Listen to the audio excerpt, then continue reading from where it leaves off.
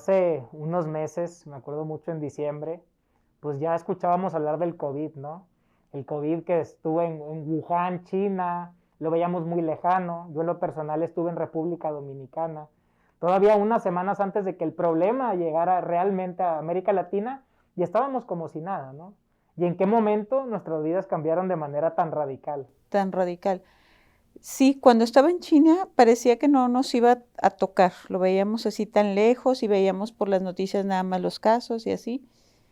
En febrero, que empiezan los primeros casos en México, pues bueno, un caso en la Ciudad de México, aquí todavía no pasa nada, estamos más o menos bien. El 11 de marzo el primer caso en Nuevo León y luego resulta que los casos fueron tan lentos al principio que la gente pensaba, no es cierto, no hay casos, ¿dónde están los casos? Esto es mentira. Pero nadie nos esperábamos que iba a dar un giro tan radical y que ahorita estamos como estamos. Me acuerdo que se hablaba, ¿no? Esta es una enfermedad de ricos. Esta es una enfermedad que solo la van a contraer quienes vengan de Europa, quienes vengan de Estados Unidos, quienes vengan de Asia. Pero nosotros los que estamos aquí no nos va a pasar nada, ¿no? ¿Y en qué momento pasó de es una enfermedad de viajeros lejana? Es una enfermedad que nos afecta a todos, ¿no? A todos. Incluso hasta hubo memes, ¿verdad?, de que era enfermedad de ricos, porque los primeros casos, sobre todo aquí en el estado, pues fueron específicamente de personas que viajaron a otros países y justamente eran de San Pedro. Pero esos fueron los primeros. Como en toda enfermedad, al haber una transmisión acelerada, pues va a empezar a permear a todos los grupos de población. Y justamente cuando ocurre eso es pues lo más grave porque permea a los grupos como más vulnerables, los que a lo mejor no tienen toda la cultura para decir en qué momento consulto, cuáles son mis signos de gravedad, a lo mejor no tienen la preparación suficiente y entonces el problema se hace pues más grande. Nosotros sabíamos que al llegar a esos grupos vulnerables esto iba a ser como explosión y pues es lo que está pasando en este momento. Cuando regresé de República Dominicana, volví con tos, volví con dolor de cabeza y recuerdo que yo estaba preocupado, ¿no? Dije, quizás tengo COVID. Yo marqué al teléfono del gobierno y les digo, oye, regresé del extranjero, tengo estos síntomas. Dicen, ¿vienes de Estados Unidos o de Italia o de De España, China, China, Irán? Digo, no, Japón, bueno, entonces es probable que no lo tengas, ¿no? Y se abrió de repente el panorama, ¿no? Y me acuerdo mucho también que se hablaba del éxito que había tenido Nuevo León en la contención de la pandemia, ¿no? Mientras en muchos estados de la República ya estaban desbordados los hospitales, aquí en Nuevo León, pues éramos ejemplo, ¿no? ¿En qué momento se marcó un antes y un después? si te acuerdas, el 1 de junio a nivel federal se determinó que terminaba la jornada de sana distancia, que eso significaba que mucha gente no estaba trabajando, algunos hicieron home office, las clases se suspendieron y entonces había una restricción de la movilidad, pero se da la indicación a nivel federal que el 1 de junio termina y creo de manera muy personal que la gente pensó que ya se acababa y que teníamos permiso de salir y no era así, ¿verdad? Teníamos que aprender a vivir con la pandemia, no es que se acabara la pandemia. Y entonces cuando se vuelve a aumentar la movilidad, particularmente aquí el estado, que fue a partir del fue en todo el país, pero muy notorio para nosotros porque de ser un estado que iba como muy controlado, se disparó. Y empezamos a ver las cifras de más de 100, luego 200, luego 300, hasta llegar a más de 800 contagios por día y las defunciones pues ni se diga. Y todo esto ocurre justamente a partir del 1 de junio. Entonces hay una relación causa-efecto como muy directa. Creo que hay una duda que tiene la ciudadanía en general, que es la famosa curva de la pandemia, ¿no? Hasta hay muchos memes en el internet, me incluyo, que yo a veces no entiendo. El subsecretario Hugo López-Gatell, bueno, la curva viene para abajo en tal fecha, ¿no? Y en tal fecha, y en tal fecha. Y ahora hay memes de, bueno, 2022, ¿no? Ahora sí ya va a bajar la curva. ¿Cómo es esto de la curva? ¿Cuándo va a bajar? ¿Cómo se mide? ¿Cómo podemos entenderla? La curva es los contagios que tú vas teniendo por día y hay diferentes curvas. Está la curva de contagios, que son los casos, y está la curva de defunciones, que es la letalidad y la mortalidad, depende si lo mides por población o no. Los casos, pues esos no necesitamos saberle mucho a esto, porque los casos todo mundo vemos que van para arriba. Entonces, la curva va para arriba, cuando menos en el estado. Hay algunos estados donde de pronto han entrado como en una meseta. Una meseta es, vas ascendiendo, te mantienes un momento ahí y luego hay un descenso. Nosotros como estado todavía no llegamos a eso, porque todos los días hay más casos y hay más casos, entonces vamos en ascendente todavía. No hemos llegado a esa meseta para luego tener ese descenso. La gente pregunta mucho, bueno, ¿y cuándo? Pues no hay una fecha. No hay una fecha porque la movilidad ha disminuido, ciertamente con las últimas medidas que se instalaron aquí en Nuevo León, pero creo que no ha sido suficiente, porque los casos todavía pues están en ascenso. Entonces, no hemos tenido el pico máximo, todavía no lo tenemos y por lo tanto, pues todavía no tenemos descenso. Me llama mucho la atención cómo todavía se leen comentarios en redes sociales con los mismos amigos de ¿y será cierto el COVID? Todavía se ve muy distante, oye, son los gobiernos que quieren engañar a la gente, quieren a partir de las vacunas ponernos un chip, sacarnos información, es parte de una guerra entre los países. ¿Qué le podríamos decir a usted como doctora, como especialista del área de la salud? ¿Es una mentira el COVID? No. Se los puedo decir que yo estoy viendo a los pacientes que se nos están yendo entre las manos. Esto es una realidad, ya está aquí. Entonces, ¿qué podemos hacer? Pues bueno, hay que atender a los pacientes, pero creo que también tenemos que hacer algo para que los casos sean menos y podamos tener una capacidad de respuesta. Yo estoy muy angustiada porque no sé si vamos a llegar al escenario de otros países donde la gente moría en las calles. ¿Cuándo sucede esto? Cuando rebasas tu capacidad hospitalaria. Si nosotros sabemos que el 20% de los pacientes infectados requieren hospital, hagan ustedes un cálculo de las cifras diarias, 800, 600, 700, el 20% de eso requiere hospital. No va a haber sistema que aguante todos los días 120 pacientes a hospital, no hay sistema. Cuando esto comenzó, muchos estábamos muy tranquilos, me incluyo, porque decían, esta es una enfermedad que afecta verdaderamente a gente mayor, a ancianos y a personas con ciertas condiciones, con hipertensión, con diabetes, fumadores. Entonces decíamos, bueno, yo tengo, por ejemplo, 25 años. Y no tienes comorbilidades y entonces dices, pues voy a estar. Relativamente estoy bien de salud, no me va a pasar nada. Claro, me preocupo por mis padres. Pero ahora vemos en medios casos, oye, murió un chavo de 35 años. Y de 20 y de 21. Salud, y hay gente que tiene 80 años. Y sale. Con diabetes y sale. ¿Por qué a algunos los afecta más que a otros? Porque es una enfermedad que todavía no conocemos totalmente, es una enfermedad nueva, la conocemos, lo dijiste muy bien desde diciembre, la estamos conociendo y estamos aprendiendo cómo se comporta.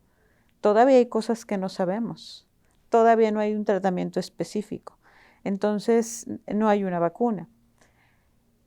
¿Qué está sucediendo? Que hay todavía cosas que no sabemos y esas cosas, por ejemplo, ¿por qué a un paciente le va bien y a otro paciente que parecía que tenía todo a favor, persona joven sin comorbilidades, no le va bien? Eso todavía lo estamos viendo los comportamientos.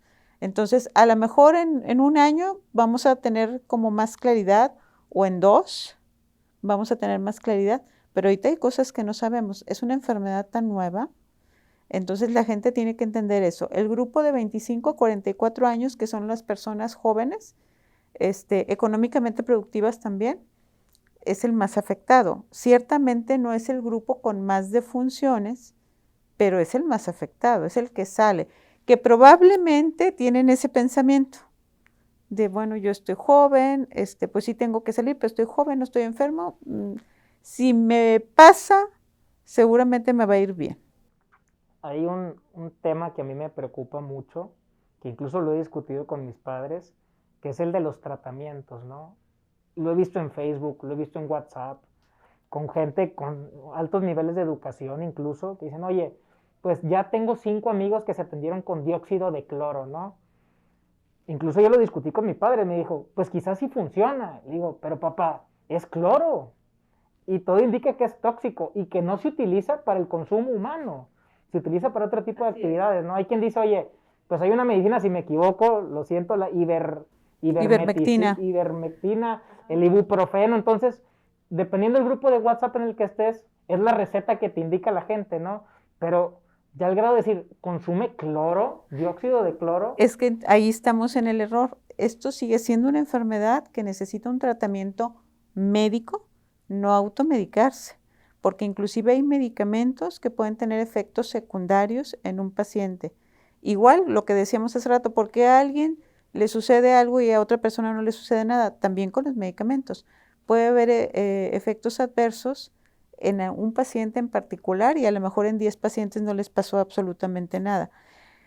Nosotros estamos usando tratamientos experimentales, pero todo es bajo un protocolo, donde se dice qué vamos a hacer, cómo se va a medir, etcétera, etcétera, etcétera. Algo protocolizado, ¿verdad? Aunque sea experimental, lo tienes que protocolizar de alguna manera, no lo puedes nada más, pues tómate esto, porque entonces caeríamos en la automedicación. No, tiene que ser indicado por un médico, porque no todos los pacientes son iguales. Vuelvo a repetir, los eventos adversos de los medicamentos están presentes. Yo soy un vivo ejemplo de los eventos adversos de los medicamentos. Entonces, no se automediquen, por favor. La gente con la que yo puedo platicar, que ya tuvo COVID, pues hay quien me dice, ¿sabes qué? Yo solo tuve un ligero dolor de cabeza, ¿no? O yo solo tuve dolor de espalda. Incluso una amiga me dijo, yo hasta tuve alucinaciones un día. Y yo se lo pregunto a usted como doctora, que supongo pues lo analizó desde otra perspectiva, ¿no? ¿Cuál fue su historia? ¿Cuál es su testimonio del tener COVID? ¿Cómo fue para usted? Es que te voy a hablar antes de que yo lo tuviera y ahora después de que yo lo tuviera. Antes de que lo tuviera, piensas, o yo pensaba, qué bueno que a lo mejor iba a tener un cuadro porque algunos médicos del hospital empezaron a tener un cuadro muy leve o asintomático. Entonces, pues se iban a aislar y regresaban y todo bien. Pues dices, bueno, o sea, en algún momento nos va a dar a todos y pues si va a ser así, no tengo comorbilidades, el mismo pensamiento que tú, no tengo enfermedades, pues tengo mucha chance de que a lo mejor no pase nada, ¿verdad? Mi cuadro fue muy atípico. Tú esperas el típico dolor de cabeza, fiebre, tos, estornudos, congestión. En mi caso no fue así. En mi caso empezó con un dolor abdominal que yo pensé que era cualquier otra cosa, menos esto, y un cuadro de hipotensión. La presión se me baja, la presión en los vasos sanguíneos se baja y esto se manifiesta como mareos o como no tienes fuerza para sostenerte porque tu presión no es suficiente para sostenerte.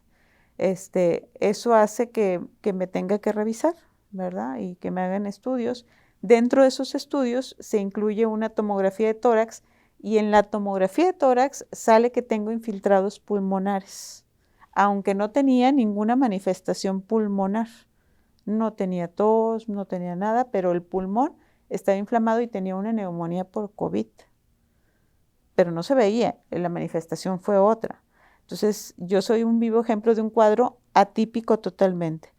Ya después, revisé y pues a ese cuadro se le llama síncope, pero hay cuadros neurológicos, hay cuadros abdominales, hay cuadros, como dice el doctor Manuel de la O, ahorita es COVID hasta no demostrar lo contrario por la transmisión tan acelerada que existe el virus.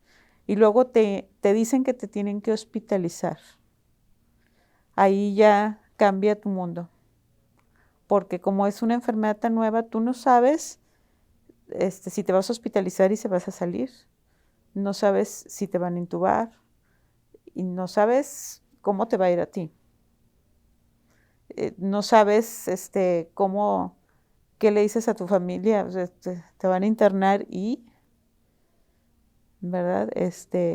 En mi caso fue muy complicado porque yo estaba tan mal el día que me ingresaron, no tenía fuerzas, estaba casi adormilada y mientras me preparaban para el internamiento, pues estuve medio dormitando por la presión muy baja. Transcurrió el tiempo y no había avisado, todavía no avisaba. Entonces se enteraron por la conferencia de prensa en mi casa. Entonces fue así como impactante, ¿verdad? He visto algunos mensajes que dicen, pues sí, el COVID, ¿no? Hasta en su momento se hablaron de fiestas COVID, decía la gente, ojalá me diera de una vez para ya ser inmune. Y hay doctores que comentan, es que no has visto cómo es que la gente se esté quedando sin aire.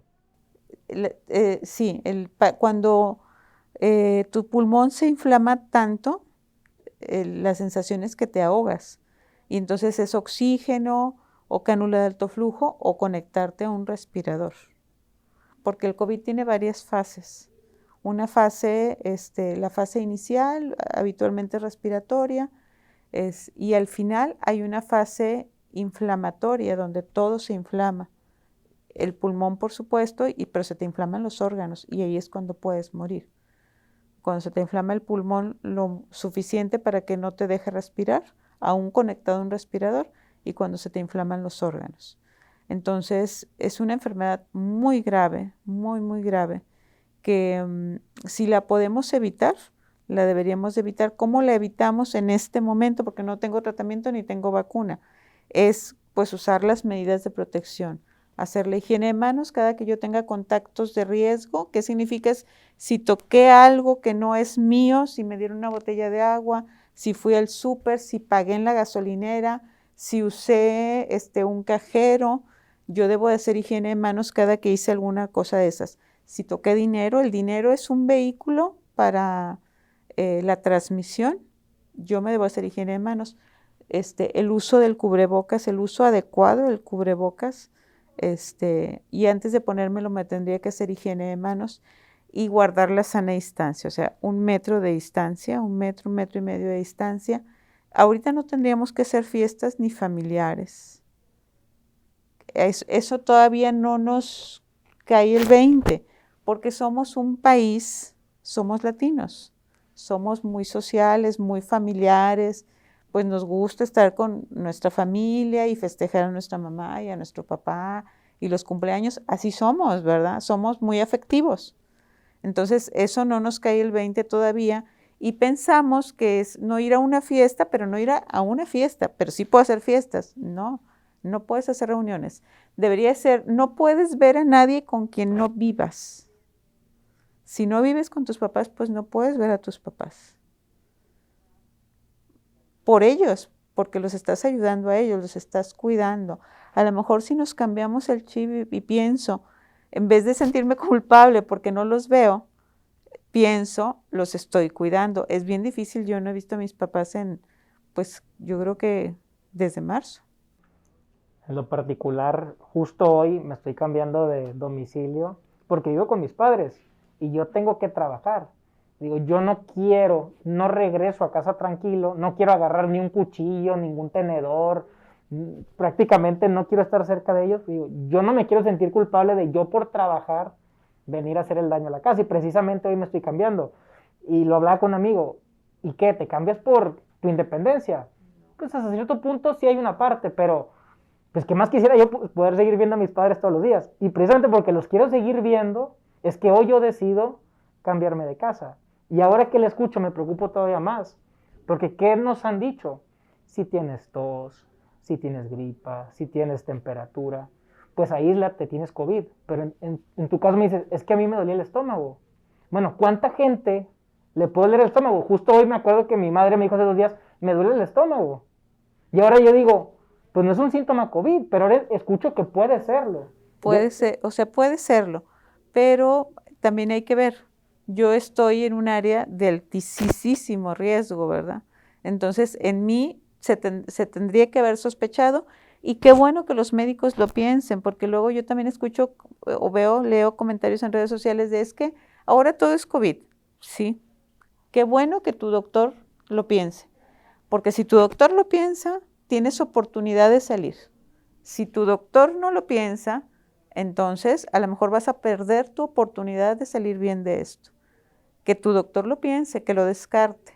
Esa es tu oportunidad. Hay un tema que incluso yo no sé qué creer, que es el de las pruebas rápidas, ¿no? Hoy vemos mucho en redes, pues se vende una prueba rápida en 700 pesos, en 650 pesos, 1000 pesos, y al final pues es un pinchazo, pones una gota de sangre y te aparece un resultado, ¿no? ¿Qué tanto podemos creer en esas pruebas? Solamente hay ciertas pruebas que son autorizadas ahorita por COFEPRIS, que digamos que son las que están introducidas legalmente al país y se están haciendo de manera correcta. Esas pruebas son serológicas, o sea, en sangre, y te miden anticuerpos. Yo quisiera saber, porque me han mandado muchos mensajes donde me hice esta prueba y me salió, pero ¿qué significa? O sea, bueno, ya está el resultado, ¿y qué? ¿Qué significa ese resultado? Te miden anticuerpos. Los anticuerpos son sustancias que se empiezan a elevar 1 a 2 o 3 semanas después de que lo tuviste. Entonces, ¿qué valor le das si te sale y lo mides como IgG, que es un anticuerpo de memoria, o sea, lo tuviste, o una IgM, que es un anticuerpo de que está activo, pero ¿cuánto hace activo? 5 días, 7, 9, 10 o 14. Pues no sabemos. Yo creo que en este momento todavía no estamos listos para hacer ese tipo de pruebas, porque si comparamos el número de casos que tenemos con el número de población, todavía pareciera que es poquito.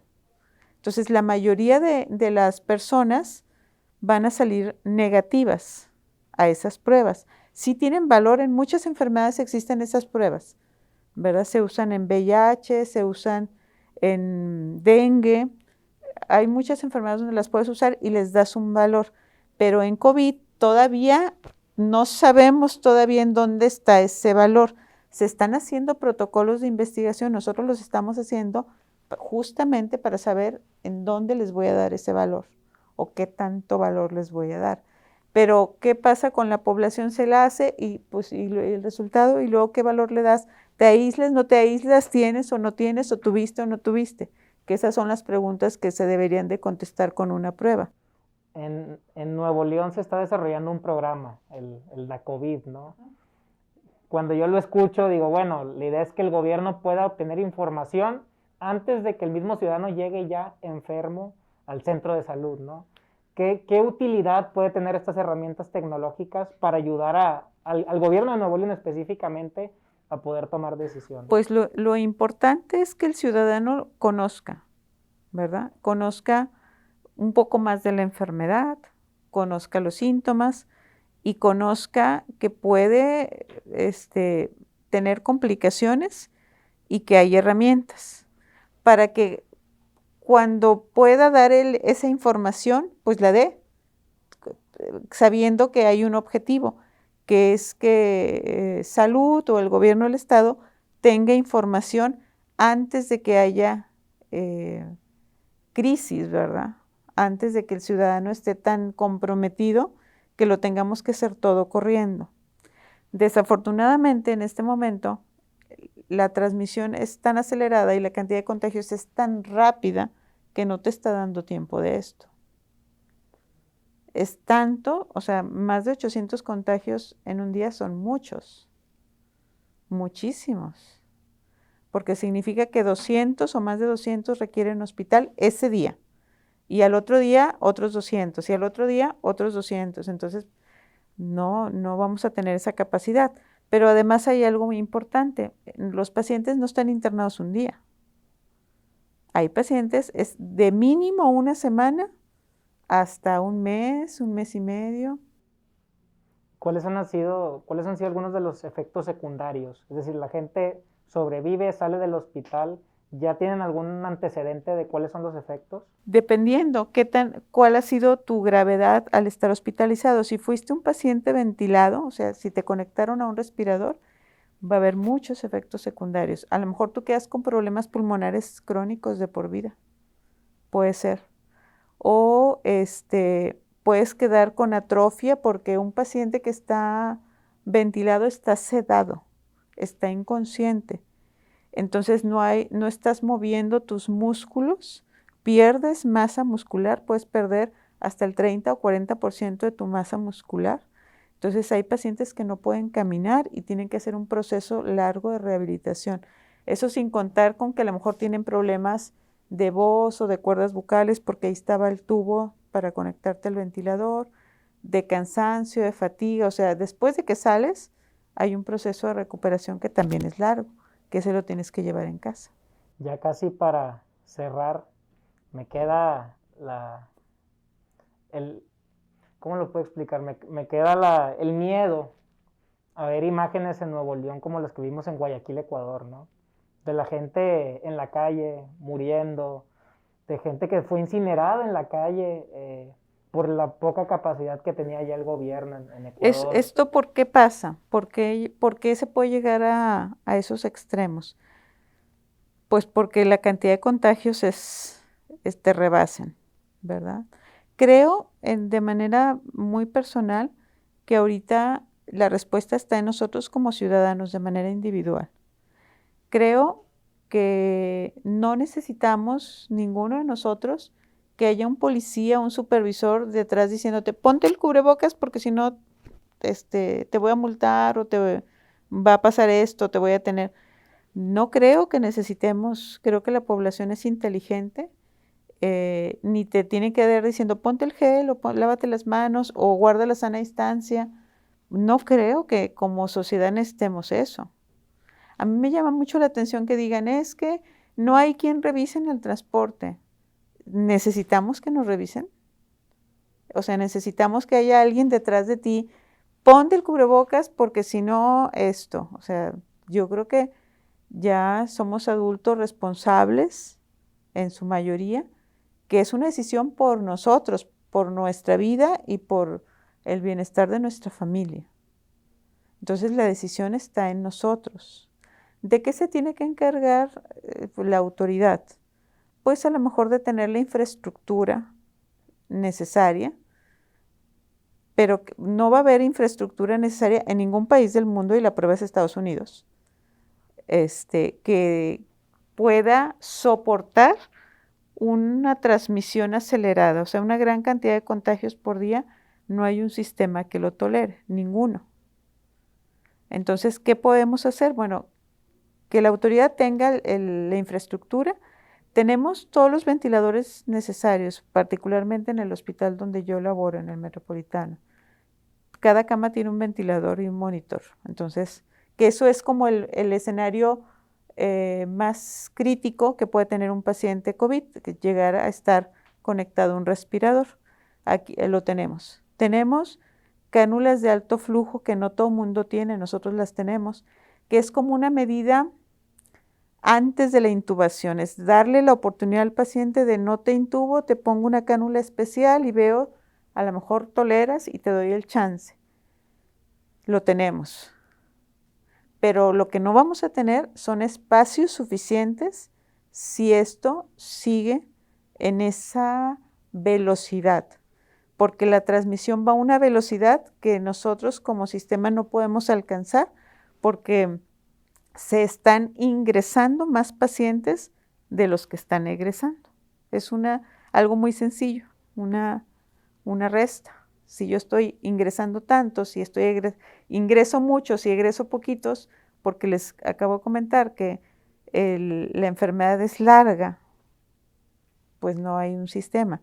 Lo único es pedirle a todos, pues ayúdame, sé responsable, usa todas las medidas de prevención, no para que se acaben los contagios, para disminuirlos y que pueda ser manejable, que siempre haya capacidad hospitalaria. Eso es lo único que pedimos, porque pues la pandemia va a seguir, todavía no se acaba. Justo antes de venir a platicar, buscaba en internet referencias en otros países. Veía, por ejemplo, el caso de España, ¿no? Que fue uno de los más sonados. Como un centro de entretenimiento, el Palacio de Hielo, se convirtió en una morgue. ¿En qué momento un país que consideramos primer mundo Claro. tiene que adaptar un centro de entretenimiento al que iríamos los fines de semana a divertirnos como un lugar para tener cuerpos, ¿no? Y como este mismo país que ya se abrió a la nueva normalidad, pues hoy se vuelve a cerrar por un rebrote. Entonces lugares que pensamos que ya lo habían superado, hoy vemos que no se ha superado nada. Que no se ha superado nada hasta que no tengamos un tratamiento altamente efectivo. O una vacuna. O una vacuna. O una vacuna. Creo que va a ser hasta que tengamos la vacuna. Pues ya parece que hay buenas noticias, ¿no? Ayer el gobierno de México anunció que se ha acercado con Estados Unidos, ya Pfizer en el Reino, y AstraZeneca en Europa han hablado de que son dos empresas, sí. Que hay buenos avances, ¿no? Ojalá sí sea, unos hablan que ya puede ser a finales de este año, otros hasta el próximo año, pero igual son 3, 4, 6 meses, un año. Todavía. Y la nueva normalidad, y quizás con esto podríamos ir cerrando, ¿cómo debería de ser la verdadera nueva normalidad? La ideal, la recomendada por una profesional de la salud, y no la nueva normalidad que queremos ver de, pues no voy a grandes fiestas, pero yo hago las fiestas en mi casa. O voy a los restaurantes, pero en lugar de ser 8 gente somos 4. ¿Cómo va a ser esa nueva normalidad? Es que tenemos que también cambiar el chip de la nueva normalidad. No es que voy a regresar a lo que sea antes. Esto ya va a ser diferente de aquí en adelante. Nosotros, por ejemplo, en la oficina, en la sala de juntas, hay unas mamparas de acrílico que ya se van a quedar por siempre para tener las juntas con medidas de seguridad. El cubreboca debiera quedarse por siempre. Es decir, si yo tengo síntomas respiratorios, aunque sea gripa, yo tendría que usar un cubrebocas en el transporte público para no contagiarme de gripa, porque aunque sea gripa, pues te saca de circulación a lo mejor 1 o 2 días. Y esa es una horas productiva, horas hombre que se pierden, o días hombre que se pierden. Si yo fuera responsable, yo uso el cubrebocas y hago mi higiene de manos siempre. Y yo tendría que traer mi botellita de gel antibacterial. Eso debiera ser la nueva normalidad. En la familia, con las fiestas familiares, pues sí, a lo mejor no voy a fiestas, pero las hago en mi casa. Si estás enfermo de gripa, pues no debiera yo de estar en la fiesta, están tus papás o están niños, pues no debiera estar en las fiestas. Eso debiera ser la nueva normalidad, ¿verdad? Que nosotros nos hiciéramos más conscientes y más sensibles, no solamente de esta enfermedad, sino todas las que pueden ser transmitidas de esa manera, porque siempre vamos a tener personas vulnerables, que son los adultos mayores, los que ya tienen alguna enfermedad crónica, o los niños, o las mujeres embarazadas, que ahorita tenemos nosotros un repunte en casos en mujeres embarazadas, ¿verdad? Y uno se pregunta, ¿qué andaba haciendo? ¿Dónde andaba la mujer embarazada que tiene riesgo? Entonces, sí, hay que cambiar totalmente el concepto porque sí es una nueva normalidad. No vamos a regresar, jamás vamos a regresar a lo que hacíamos antes. Yo la verdad es que estoy muy agradecido de que me hayas dado el tiempo de poder platicar contigo hoy. Hay demasiada desinformación en medios de comunicación, hay demasiada desinformación en redes sociales. Un día creemos que vamos bien, al otro día nos enteramos que vamos peor. Un día encontramos una medicina, al otro nos dicen que hay que hacer todo menos tomar esa medicina, y uno no sabe a quién hacerle caso, porque incluso dentro de la misma comunidad de médicos, de doctores, dicen, hay un doctor en tal país que dice que esta medicina es altamente efectiva, ¿no? Y al otro día otro laboratorio, otra universidad, otro estudio te indica todo lo contrario. Entonces, ante esta desinformación, pues creo que hay que escuchar a la gente que está ahí, que lo vive todos los días. Ahorita antes de entrar a cámara me lo comentabas. Ve cómo está mi cara por estar en la zona de guerra, por estar ahí ayudando a la gente, y te lo agradezco. Porque yo he sido irresponsable, porque muchos hemos sido irresponsables, porque creemos que cumplimos con las medidas, pero nos damos cuenta que no lo hacemos como debería de ser, ¿no? En algún momento omitimos algo. En algún momento vamos a algún lado y tocamos algo. Pagamos algo en la gasolinera y no usamos el gel. A lo mejor bajamos el vidrio y damos una propina a alguien que está a un crucero. Ahí puede ser el momento. Pago con la tarjeta y tecleo, ahí puede ser el momento. voy al súper y ando viendo y reviso y dejo las latas o lo que vayas a comprar, ahí es el momento en que te puedes infectar. O sea, hay muchos momentos que no lo vemos. Aquí nosotros tenemos muchas precauciones y tratamos de ser como bien puntuales con las medidas de prevención, pero siento que las relajamos afuera, todos, incluyéndonos. La relajamos afuera porque pensamos que hay menos riesgo, porque no lo vemos. Aquí estoy viendo al enfermo de frente, lo tengo enfrente y está tosiendo. Yo sé que al estar tosiendo está sacando muchos virus, millones de virus, pero yo en el súper yo no veo a nadie y entonces relajo las medidas de prevención y eso nos pasa a todos. Entonces eso hay que entender, que tú no sabes quién está enfermo y dónde está dejando partículas virales que a lo mejor tú te estás llevando a la casa, te las llevas en tus manos, no estás haciendo higiene en manos, te las llevas a la cara.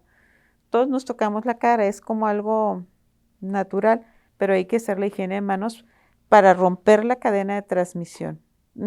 El virus no es tan fuerte. Con alcohol o con gel, en menos de un minuto está inactivado. La cuestión es que no lo hacemos. Y a veces son tan básicas las medidas.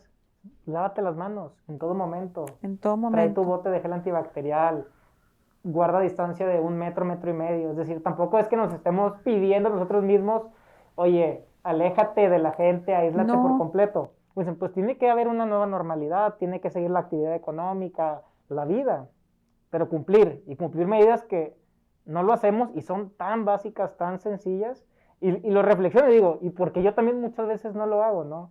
Pero ya venir, platicar, escuchar tu testimonio, el testimonio de lo que vive la gente aquí, pues dices, pues sí, puedo ser yo, pueden ser mis papás, pueden ser mis tíos, mis tías, mi hermano, mis amigos. como yo siempre les digo, haz las medidas, cumple todas las medidas y si no tienes que salir, no salgas. Los que tenemos que trabajar lo tenemos que hacer. Pero si tú no tienes que salir, no salgas para que tu esposo, tu esposa, tu papá, tu mamá salgan con más seguridad. Si tú te quedas en casa, tu familia que tiene que salir va a salir más seguro porque va a tener menos riesgo. Y esa es tu manera de contribuir. Pues muchas gracias por el tiempo, la verdad es Gracias a que ti. muy, muy contento de poder escucharte, muy esperanzado, me llevo varias lecciones, me llevo muchos regaños y pues bueno, ojalá que la gente que nos esté escuchando pues también empiece a hacer un poquito más de caso como el que prometo, voy a seguir haciendo más a partir de este momento. Entonces, doctora, muchas gracias, de verdad. Gracias a ti. Gracias.